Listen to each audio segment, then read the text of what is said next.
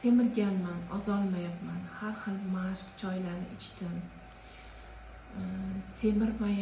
Semiryapman. Bu nimadan? Semirishi bir necha sabablari bor.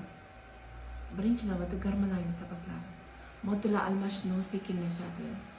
Organizmda suv ushlab qolishi mumkin. Charchash, sovuq qotish. Bu ham halqosimon bez faoliyatiga bog'liq. Keyin insulinni rezistentligi, buni tekshirib ko'rish kerak. Insulin baland bo'lishi mumkin. Kortizol balandligi. Kortizol bilasiz, stress gormoni. Ruhiy sabab ham bo'ladi keyin.